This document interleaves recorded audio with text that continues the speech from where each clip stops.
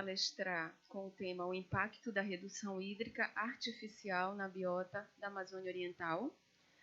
O professor é pesquisador titular da Coordenação de Botânica do Museu Paraense Emílio Guild, trabalha com ecologia vegetal em nível de comunidade e população, é coordenador do Sítio de Pesquisas Ecológicas de Longa Duração na Floresta Nacional de Cachoanã, trabalha com impactos das mudanças climáticas na biota amazônica. Professor, muito obrigada por estar aqui com a gente e é um prazer ouvir. Bom dia a todos. Vamos logo começar antes que não fique ninguém na sala, né? Realmente a plenária está meio baixa.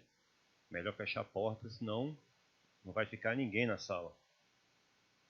Então vamos lá. O impacto da redução hídrica, eu vou ser bastante breve e direto. Esse é um projeto executado com vários parceiros, brasileiros e não brasileiros. E o que é, né? Na verdade, o PELD é um programa de pesquisas de longa duração criado pelo CNPq, exatamente para a gente tecer padrões sobre físicos e bióticos com dados de longa duração na Amazônia. Só com esses projetos de longa duração é que a gente gera um conjunto de informações confiáveis, porque você tem uma variação muito grande dentro da Amazônia. Então,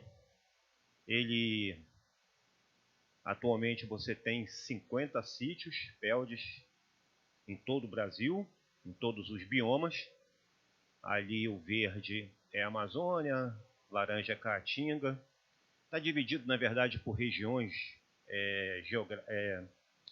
administrativas, mas é Amazônia, Caatinga, Pampa, Cerrado, Mata Atlântica, Pantanal e Costeiro Marinho. Aqueles verdes lá são os da Amazônia e o nosso está marcado. As informações referentes ao sítio PELD, Cachoanã, Floresta Nacional de Cachoanã, estão todas disponibilizadas no Instagram. É só digitar PELD, Floresta Nacional de Cachoanã, e tudo que vocês vão ver aqui, todas as publicações, ela é disponibilizada. Por exemplo, nosso foco são mudanças climáticas e a redução de precipitação. Aqui um exemplo do PELD-COM de comunicação. Aí vocês podem ter todas as informações publicadas dentro do nosso PELD. Então, nosso projeto-chave é exatamente criar, o projeto que nós chamamos de Seca Floresta. Ele está desde 2010 e é exatamente simular o que os projetos do IPCC, os painéis de mudanças climáticas, dizem que pode acontecer com a Amazônia, com o aumento do aquecimento global e se a redução hídrica ocorresse permanentemente. Resumindo, o que aconteceria se de repente começasse a chover menos na Amazônia? E quais os impactos? Então, para isso, aqui é uma localização do nosso sítio. Belém está ali, né? As setinhas vocês vão seguindo, passando pelo Marajó, que está ali para cima, Corralinho, Breves, Melgaço e a estação. Essa é onde fica, entre a Baía de Cachoanã e o rio Xingu. Floresta Nacional de Cachoanã é uma área de 330 mil hectares, e aquela parte cinza ali é a Estação Científica Ferreira Pena do Museu Paraense Emílio Guild, e aquele ponto é o vermelho. Clica aí no filme aí, meu amigo, por favor. Aí embaixo aí, ó. Alô, tem alguém aí?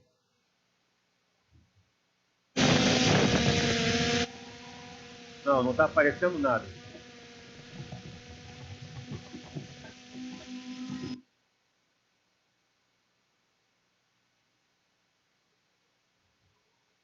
O titular ali parece que foi tomar uma água. Cadê o negócio lá? Não, mas desiste. Não está funcionando.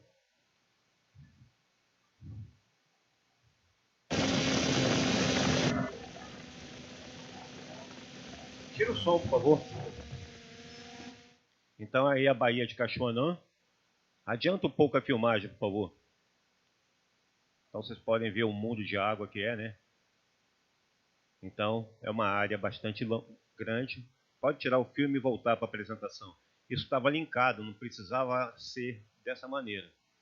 Então, agora está travado aqui. Não quer ir.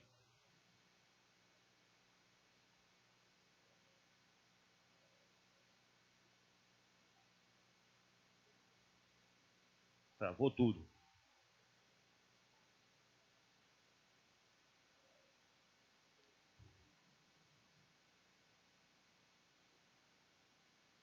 Não vai para frente nem para trás. Se for fazer isso, tem que fazer essa ginástica toda para quando for passar um filme, aí está complicado.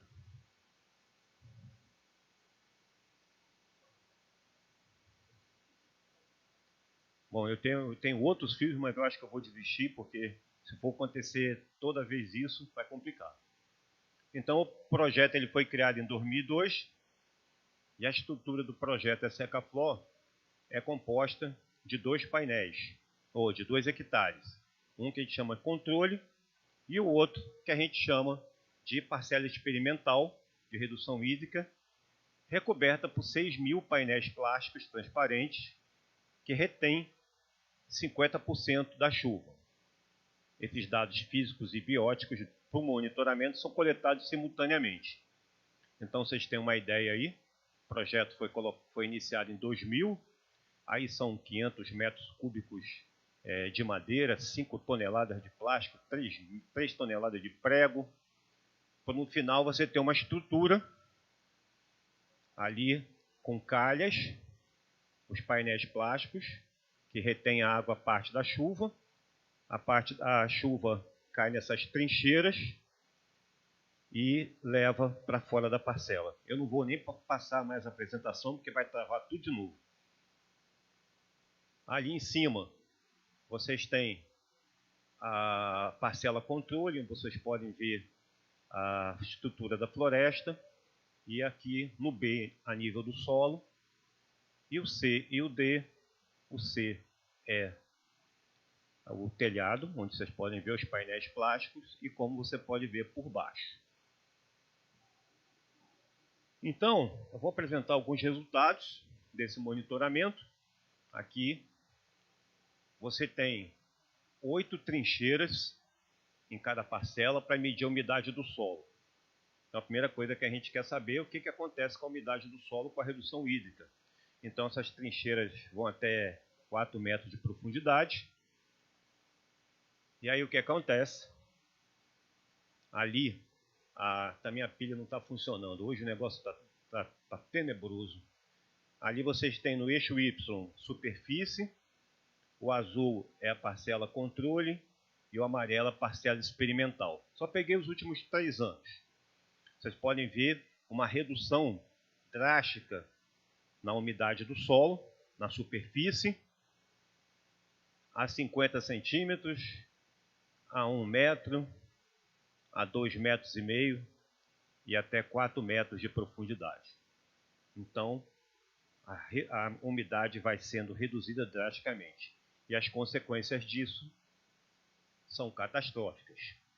Aqui vocês podem ver nessa imagem, nessa foto à direita, os painéis plásticos e a quantidade, por exemplo, de árvores mortas em pé. Tudo que vocês estão vendo ali é árvore morta, árvores que já morreram, e aquilo é cupim. Você tem uma grande quantidade, porque você começa a ter pouca umidade no solo, e aquelas com maior diâmetro são as mais afetadas. Além disso, você tem uma redução na produção de seiva elaborada, que é o fundamental para o crescimento da planta, aumenta a transpiração, redução da transpiração, crescimento, fotossíntese. Então a planta entra num processo de estresse total. Com a falta de água, os vasos do xilema, que transportam exatamente a seiva bruta, basicamente água, ela acaba sendo preenchida pelo ar e ocorre a embolia. Então a planta morre. Ela fica morta em pé. E aí, com o tempo, os cupins começam a fazer o resto do serviço. Aqui, vocês têm uma ressonância de uma árvore,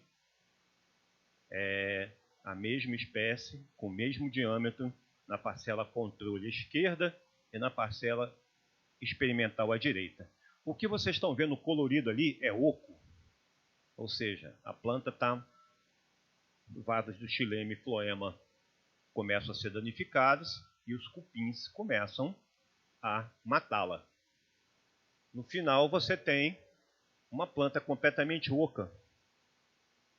Então, há uma perda de biomassa bastante forte. Isso, para vocês terem uma ideia, é a parcela controle, o dossel dela. Tinha um filme aqui, mas eu não vou passar não, senão vai demorar. Você tem a parcela controle, vocês podem ver o dossel completamente intacto e a parcela experimental, onde vocês já podem ver uma série de buracos nesse dossel. Esses buracos representam as árvores que já morreram. Essas árvores brancas são árvores que morreram todas em pé. Dá para ver os painéis plásticos lá embaixo, mostrando que essa grande abertura de dossel, penetração de luz, aumento de temperatura, isso tem consequências muito graves para a biota. Aqui, no eixo Y, é biomassa, e no eixo X aqui são anos. O azul é a parcela controle e o vermelho é a parcela experimental. Depois, essas apresentações elas vão estar todas disponíveis no site, elas são livres, tá? Então vocês podem pegar depois. Aí vocês podem ver no azul há uma estabilidade dessa perda de biomassa. Ela é mais ou menos estável ao longo do tempo, como acontece com a floresta de terra firme, onde você tem um balanço entre mortalidade e crescimento. Só que na parcela experimental é totalmente oposto. Ela vai perdendo biomassa exatamente por causa da morte das árvores em função da redução hídrica, porque as raízes não conseguem mais pegar água, então a árvore vai morrendo. E ela vai aumentando drasticamente ao longo do ano. E quando você, além disso, você ainda tem o fenômeno do El Niño envolvido, que reduz mais ainda a precipitação na Amazônia, aí essa perda de biomassa vai lá para baixo, ó, onde aconteceu em 2012, 2014. Então, você tem uma grande mortalidade, o dobro entre a parcela experimental e controle, há uma perda de 35 megatoneladas de carbono na parcela de exclusão e um ganho de 3,5 megatoneladas na parcela controle. Então, o balanço, que é isso aí que vocês estão vendo aí, depois de 20 anos, até 2008, 2001 até 2008. O branco é crescimento e recrutamento. O preto é mortalidade. E o cinza é o balanço. Ou seja, na parcela controle, cresce mais do que morre. Então o balanço é positivo. Na parcela experimental, morre muito mais do que cresce. O balanço é negativo. Então estamos perdendo biomassa. A Amazônia, as árvores estão... a parcela está perdendo biomassa por mortalidade. Então, as consequências disso vêm em toda a cadeia. Nós vamos começar desde o princípio. Primeiro, funções biológicas. Fungos são organismos decompositores de matéria orgânica, fundamentais para a ciclagem de nutrientes em floresta amazônica. Primeira coisa que acontece é uma redução na riqueza de espécies de fungo, na parcela experimental em comparação na controle, e uma redução também da densidade, da abundância desses fungos, ou seja, eles estão desaparecendo. E outra coisa mais grave, todas as espécies de fungos fixadores de nitrogênio desaparecem na parcela experimental. Então, esses fungos são fundamentais para transformar o N2 para nitrato, onde as plantas conseguem pegar essa substância para o seu crescimento. Elas desaparecem todinho. Formas de vida que são sensíveis à umidade, eu só vou dar o exemplo das samambaias, que são, vocês conhecem, elas praticamente vão desaparecer. Vai ter um número de espécies reduz drasticamente, o C é experimental e o E, o C é o controle e o E é o experimental, você vê que há uma redução de 58% da riqueza e 93% da abundância. Esse grupo, ó, bye bye, desaparece. Então aqui é só um exemplo de redução, 50% comparação de espécies em função da parcela seca experimental. 50%, 100, 78, 75, 100, 100, 100, 100, 100, 100, vai desaparecendo todo mundo. Aí nós vamos começar, produz frutos, sementes, essas sementes caem no solo, e aí começa o crescimento das plantas. Antes que alguém pergunte, o que acontece é que todas as sementes e frutos que caem no telhado de plástico, elas são todas varridas e colocadas para dentro da parcela. Tem todo um grupo que varre tudo que cai de serrapilheira, folha, galho, tudo. E todo dia eles abrem os painéis são móveis, eles abrem e jogam para o solo. Então, a primeira coisa que acontece é que essa regeneração natural está diminuindo. Ou seja, o processo inicial de estabelecimento de uma floresta, ela está sendo totalmente modificada. Então, vocês podem ver pelo eixo Y ali, na figura à esquerda, é número de indivíduos, parcela controle A, parcela experimental B, reduz. Número de espécies, reduz. E aqui, o negócio é pior. Porque agora a gente vai separar por forma de vida. Forma de vida de árvores, palmeiras, lianas, plantas herbáceas. A arbórea está caindo, palmeira está caindo, herbácea quase desaparece, cipó é a única que está se dando bem. Isso tem consequências graves, porque nós estamos mudando, nós estamos reduzindo o recrutamento e as formas de vida mais típicas de florestas amazônicas estão desaparecendo. Aqui é uma coisa muito simples. Essa é uma análise multivariada em que cada bolinha dessa aí é um levantamento botânico, uma parcela, em que a gente pegou e viu a composição de espécies. Então, o vermelho é a parcela A e o azul é a parcela B em 2010. Tá? Então, já está começando a separar, mas ainda tem uma grande sobreposição.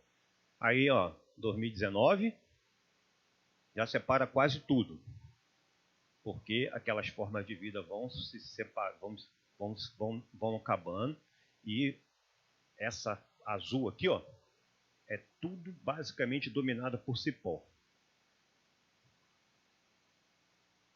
Então a gente agora vai trabalhar com formas de vida que a gente chama de arbustos, que são plantas que nunca vão chegar lá em cima, não são árvores. Existem arbustos e dezenas de espécies de arbustos na Amazônia. São plantas especializadas em regiões sombreadas e muito exigentes para umidade, tanto do ar como do solo.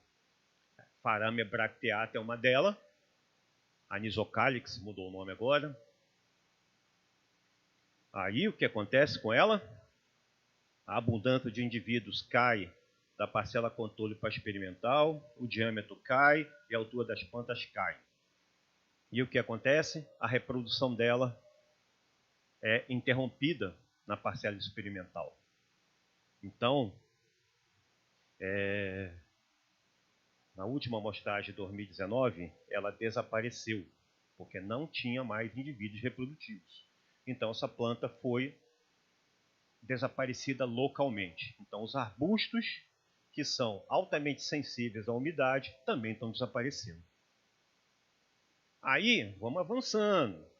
Agora a gente vai chegar nas árvores que eram da regeneração natural, que conseguiram crescer. E nós estamos falando de plantas de 1 até 10 centímetros de diâmetro, 31,5 centímetros de circunferência. Também está mudando.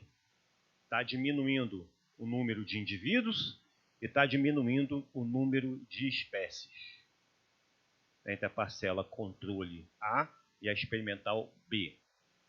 E o que é pior, isso aqui era o recrutamento em 2001, quando a parcela foi estabelecida.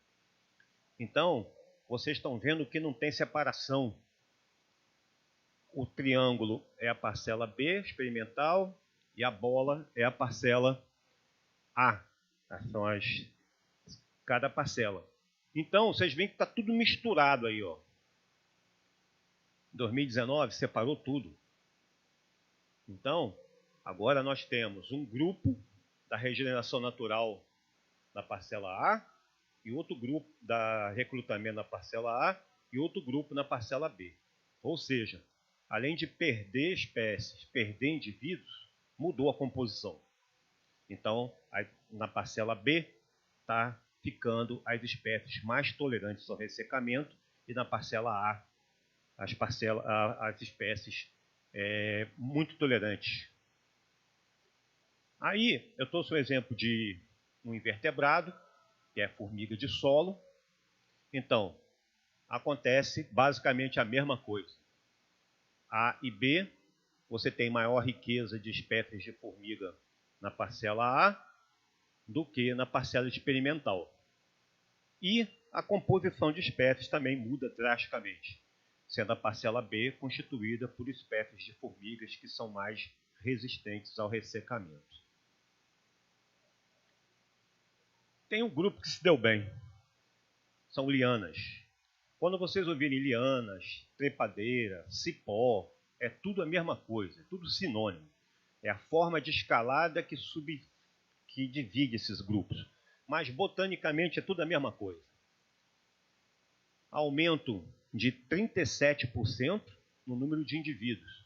Então, a abertura do dossel, aumento de temperatura, diminuição da umidade, esse grupo está se dando muito bem.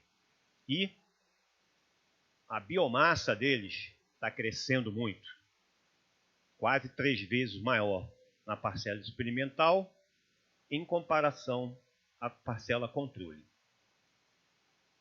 E o que isso tem a ver? Os modelos climáticos, eles estão prevendo que nas próximas décadas vai haver uma substituição abrupta e reversível de áreas de floresta tropical úmida por formações vegetais mais abertas, mais secas, com menor biomassa, menor abundância e riqueza de espécies. É exatamente o que eu acabei de mostrar. Isso aí foram 20 anos. Só 20 anos. Os resultados do projeto demonstram claramente que essa redução hídrica na parcela experimental estão corroborando esses modelos. Que é exatamente isso aí que está acontecendo. Você tem qualidade ambiental no eixo Y, deterioração dos serviços ambientais. O verde são funções ambientais, o vermelho e o amarelo são estresse ambiental. Você está tendo perda de funções ambientais, alteração da estrutura de comunidade e a modificação irreversível da floresta. Ela está virando outra coisa. Estamos transformando sistemas homogêneos, sistemas heterogêneos, complexos e heterogêneos, por sistemas mais simplificados. Então, cadê a regeneração? Onde estão os arbustos? Onde se encontram as árvores novas? Será que esse é o futuro da Amazônia com as mudanças climáticas? É isso. Muito obrigado.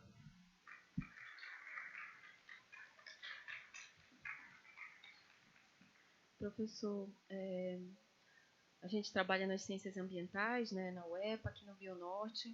Os seus dados, acredito que seja um único grupo que esteja trabalhando para cá, para a Amazônia mesmo. E parabéns, professor, por esses dados, né? São catastróficos mesmo.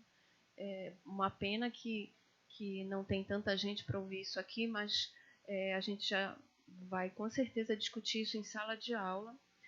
E eu vou passar para a plateia também, mas uma coisa que me inquieta muito é como esses dados estão chegando para resolver problemas, né? Como vocês vão colocar isso e, de alguma forma, isso chegue, né, para mudar e para reverter um pouco essas áreas, tá? E vou deixar aqui para vocês, o que quiserem perguntar ou contribuir. São 22 anos de monitoramento, né? O que a gente vai fazer ano que vem é tirar o telhado. Nós vamos tirar, nós vamos arrancar todos os painéis plásticos e a gente vai ver o que vai acontecer. Será que a parcela experimental, todo o impacto que houve de mudança de funções ambientais, desaparecimento de grupo, ela tem capacidade de voltar? Então, só que a gente vai fazer um negócio interessante, mas deixa para lá, porque a gente tem que fazer ela vai abrir, mas a gente vai ter que fazer uma série de restrições para que o processo seja acompanhado.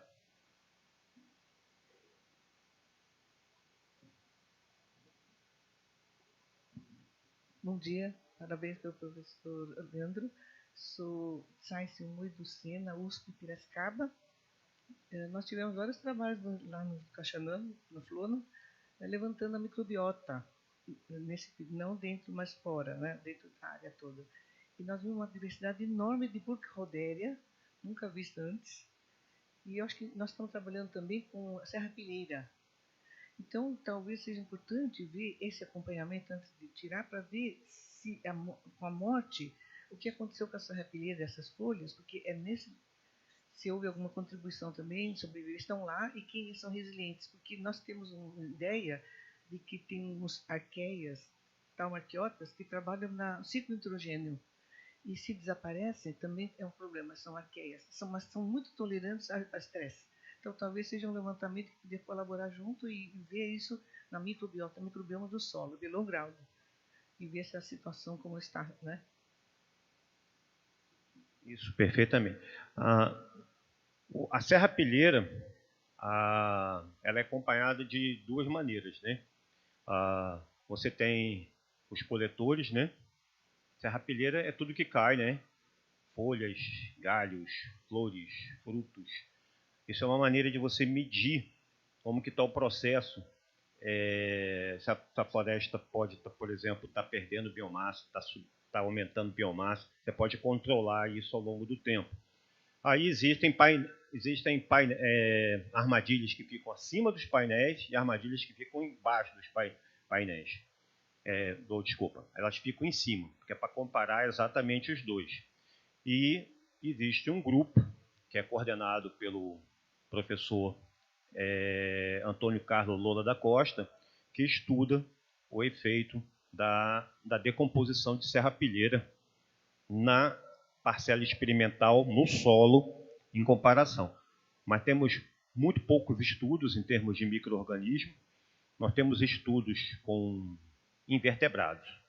Então, por exemplo, as minhocas são muito importantes em termos de aeração do solo. Elas praticamente desaparecem na parcela experimental. Outros grupos acabam se dando muito bem. Além das lianas que a gente falou, os cupins, eles estão se dando muito bem. Só que a composição de espécies está mudando.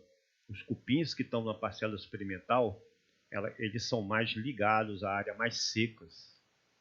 E os cupins na área controle já são cupins da floresta amazônica, como a gente conhece, propriamente dito. Mas é uma parceria que dá para fazer perfeitamente. E é interessante, porque nos próximos 2 anos nós vamos estamos começando a desenvolver novas parcerias para monitorar nos próximos 2 anos a área controle experimental e depois de 2 anos abrir os painéis. Aí você vai ter dados pretéritos, né, coletados antes e comparar com quando você abre o painel. E aí você vai ver se a floresta, como a gente conhece, ela tem essa capacidade de resiliência. Porque, obviamente, quando tu abrir os painéis, vai começar a cair, vai aumentar a umidade do solo. Porque a chuva vai cair. Normalmente, coloca aquele primeiro filme aí, aquele da chuva, só para eles verem. Para vocês verem a quantidade de água que sai da parcela. Não, é o segundo, por favor. É um videozinho bem curtinho. Não, esse é o drone, pode passar. Também pode passar, é o último então. Olha aí, ó. Quando chove, a água passa pelos painéis, vai para a calha e cai na trincheira. Então, essa água todinha que cairia é retida. Então, as funções do solo, elas são totalmente micro-organismos, microinvertebrados, macroinvertebrados, é totalmente alterada. Quando você pega o solo assim, ó, sobe um pó na sua mão assim, ó. Então, a estrutura do solo é totalmente modificada. E é o que faz com que a floresta seja o que a gente conhece. Então, será que vai haver essa recuperação? Porque os propágulos que a gente chama de fruto e semente, eles vão voltar. Porque a área é 1 hectare e está dentro da mata. Então vai começar a chover semente de novo lá e fruto. Mas será que eles vão ser capazes de se recuperar em função de que a estrutura do solo foi toda modificada, os micro-organismos desapareceram, os fungos desapareceram? Será que isso aí pode? Ou quanto tempo vai levar para se recuperar? Essa é a questão que a gente vai testar. Eu não, o próximo. Eu vou mudar de bioma agora, vou trabalhar no Cerrado. Professor, tem uma aluna da graduação que ela estava com vergonha de perguntar, mas tem uma aluna da graduação que ela quer fazer uma pergunta. Vamos lá. Pode fazer, pode fazer. Bom dia. O senhor mostrou um dado que mostrava... Olha, eu sou surdo, então tem que falar alto. O senhor mostrou dados que muitos organismos desaparecem, mas os cipós aumentam. Por que isso acontece e qual efeito vai causar na floresta como um todo? Porque o senhor disse que a floresta está mudando. Então, se tem mais cipós, quais as consequências disso para a floresta? Cipó se dá bem porque cipó gosta de ambiente seco. Então, e gosta de luz. Você já foi... Você é do FPA? Da UEPA. Hã? Tá, mas já foi lá, já deve ter ido lá no campus tecnológico do Guamá lá. Onde tá. Se você olhar as árvores de longe, vocês vão ver que ela é tudo infestada de cipó. Cipó é uma planta muito agressiva. O sonho de consumo do cipó é subir. Ele quer luz para se reproduzir. Ele vai passando por cima do que tiver no caminho dele. Pode ser planta, pode ser poste de luz, pode ser o que quiser. Você vai lá em qualquer área dessa aí, você vai no Parque do Utinga, você vai no Bosque Rodrigues Alves, é só olhar para cima. Você vai ver que às vezes a copa da árvore desaparece totalmente. Então, o cipó ele é um elemento muito agressivo. E o que ele faz? Ele começa a subir em tudo que ele vê e ele vai naturalmente matando a planta. E isso causa um empobrecimento. Por isso que as florestas, que a gente chama de florestas dominadas por cipós, elas acabam tendo uma menor riqueza de espécies do que comparado com outras. Então as lianas são muito agressivas. 20 anos não foi suficiente ainda para elas, mas elas, não com as árvores, mas com a regeneração natural, elas são agressivas, porque a planta começa a crescer, está desse tamanhozinho aqui, aí quando tu vê ela já está você pode já estar se envolvendo nela, principalmente as trepadeiras. E aí ela acaba matando por estrangulamento. Então, esse grupo tem essa característica. E o outro grupo que é um pouco mais agressivo, mas não é tanto, são as palmeiras. Então, esses são grupos que são características que se dão muito bem com esses ambientes mais secos. O que eu estou falando aqui é exatamente o que vocês já devem ter ouvido falar na televisão, de que a Amazônia vai virar uma savana, né? Mas esse termo, ele foi traduzido errado do inglês, né? O termo original é savanization. Savanization não tem nada a ver com savana. Ele é um empobrecimento que você tem de um sistema florestal. Você sai, então, de uma floresta complexa, heterogênea, e ela vai sendo empobrecida. Então, esse termo chama savanization, que foi criado pelo Carlos Nobre há uns 20 anos atrás. Mas aí pegou, traduzido errado. É a mesma coisa daquela brincadeira do Rapto do Menino Dourado. Já viram esse filme? Aí o pessoal descobriu que era uma menina. Porque, na verdade, nunca foi. Né? O título em inglês não era Rapto do Menino Dourado, era Rapto da Criança. Aqui a gente, na hora de traduzir criança, a gente botou boy, aí virou... e aí virou menino. A mesma coisa quando a gente faz tradução, dessa maneira errada. Então, o que o projeto determinou, claramente, é isso. E eu poderia falar de outros exemplos. O que está acontecendo é isso. É empobrecimento. A parcela experimental está virando outra coisa. Será que isso vai ser extrapolado para a Amazônia inteira? Alguns trabalhos já estão demonstrando isso. Que é o que o outro termo chama ponto de não retorno. Até que ponto a Amazônia vai aguentar e vai poder voltar. Essa região que a gente mora aqui não é mais a Amazônia. Nós não temos mais floresta amazônica. Primeiro que a gente não tem mais floresta aqui. Nós temos algumas vegetações secundárias, umas florestas mexidas.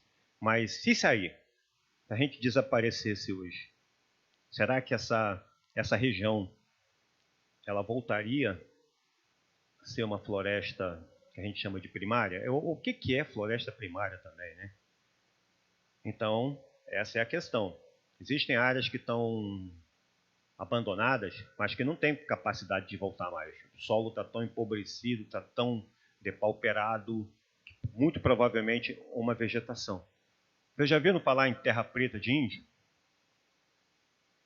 Terra preta de índio é um sistema que foi modificado, é um sistema florestal, mas é outra coisa.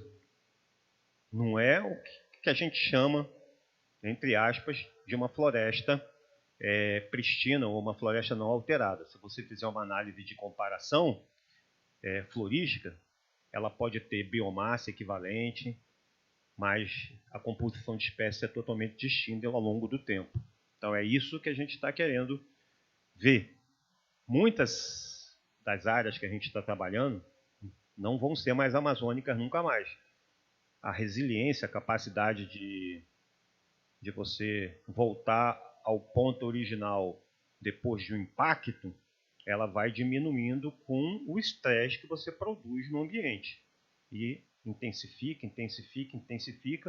O próprio pesquisador da Embrapa, o Roman, que eu esqueci o primeiro nome, Alfredo Roman, ele falou isso, que a capacidade de recuperação de uma área, de uma capoeira, ela chega no limite que ela não consegue mais voltar. Aí chama-se capoeira lixo, né, garbage, né? Ela não tem mais como voltar. Você pode deixá-la lá, ela vai ficar daquele jeito lá eternamente.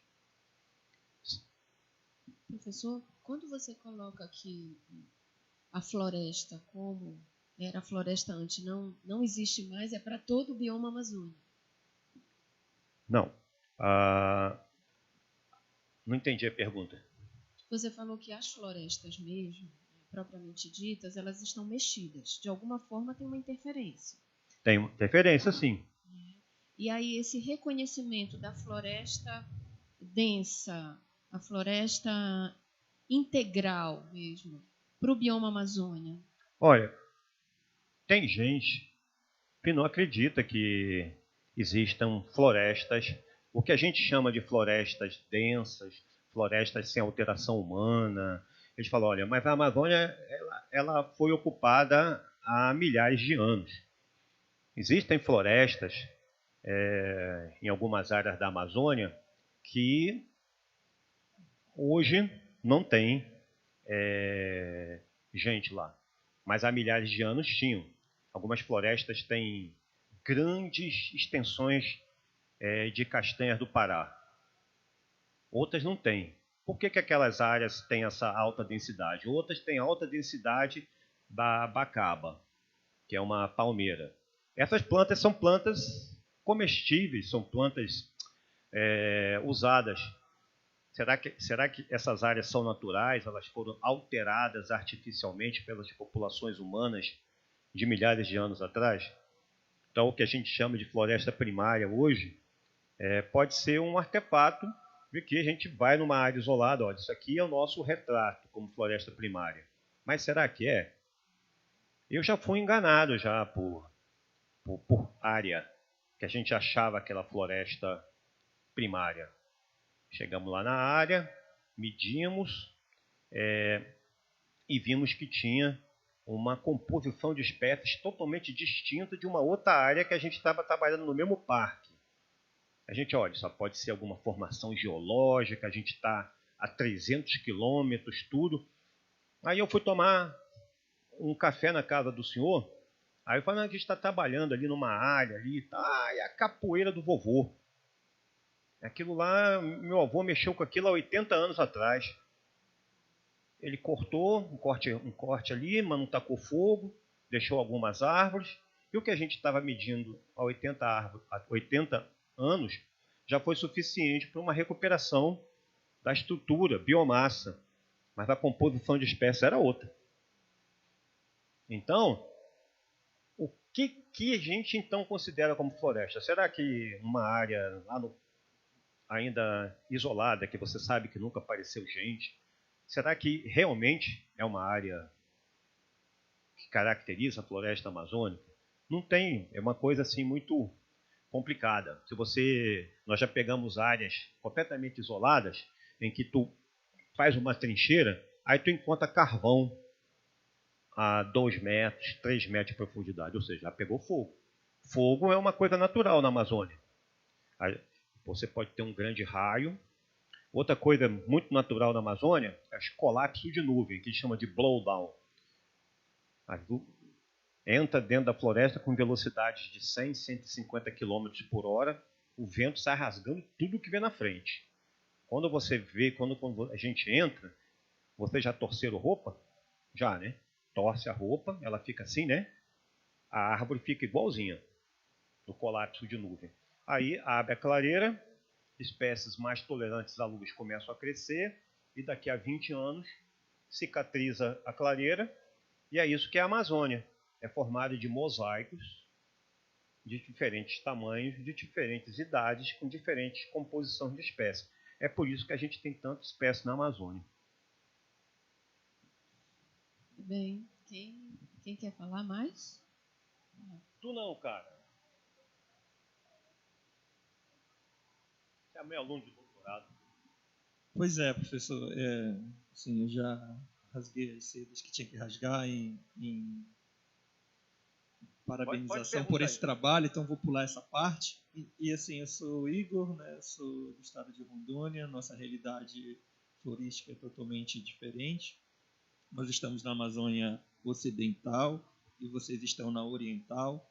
Ainda tem a Central e uma série de outros mosaicos, como o professor falou. E aí, professor, aproveitando esse momento que está gerando uma discussão, ao meu ver, muito interessante, queria te perguntar o seguinte. Tu acreditas que existe floresta porque existe chuva, com essa configuração floresta tropical umbrófila, ou existe chuva porque tem floresta? E a outra questão é qual é a altura desses telhados, eu esqueci o nome que você dá para ele, que fica... qual é a altura que eles estão do chão, porque isso também já limita algumas plântulas, né? Imagino isso. A altura é 2,5 metros, 3 metros, então isso não influencia, não é baixinho. E conforme a planta vai crescendo, ela não é limitada pelo telhado. Então uma planta cresce, quando ela atinge o nível do telhado, a gente abre e deixa ela seguir a vida dela. Agora, o que limita limita a distribuição de florestas é a variação da precipitação. Áreas que você são altamente sazonais, onde você tem uma queda brusca da precipitação e que você tem o que é definido como período seco, ou seja, a média de precipitação é abaixo de 100 milímetros ao longo de uma série histórica, você não tem floresta. Você tem outro tipo de vegetação, o que a gente chama aqui de savana. Então, e o que acontece é que a floresta ela vai se mantendo, os sistemas florestais vão se mantendo pela própria água que elas mesmo geram. Então, uma planta ela consegue mandar 4.000 litros, 4.000 litros, um conjunto de 1 hectare pode mandar 4.000 litros de água para a atmosfera todo dia. Vocês viram a apresentação lá do Tempo Trabalhos, que a gente chama de rios voadores, né? Então, aquela umidade que você sai por evapotranspiração, aquilo é empurrado lá para os Andes, bate, aquela piada, né, onde o vento faz a curva, né? Então, ele faz a curva lá nos Andes, na cordilheira, bate e vai para o sul. Então, quase toda a chuva que você tem para o sul é dependendo daqui. E o que é mais legal, é 3 vezes mais água do que o Rio Amazonas joga para o Oceano Atlântico. Então, a floresta amazônica, eu sempre corrijo o pessoal, ela não é pulmão do mundo, porque o oxigênio que ela produz e o CO2 está em equilíbrio. Ela, na verdade, nos últimos anos, a Amazônia está emitindo mais CO2 do que consumindo, né? Nós não somos mais um sorvedouro de dióxido de carbono. Pega dióxido de carbono, transforma em carbono. E o dióxido de carbono é um dos principais gases do efeito estufa. Aí, essa umidade, ela está diminuindo. Você vai cortando. Chega um momento em que o sistema não consegue mais. Você altera o ciclo hidrológico. Alterou o ciclo hidrológico, não tem mais floresta. Você vai ter que restaurar. É a única solução. E, não sei se vocês viram os últimos números, saíram ontem.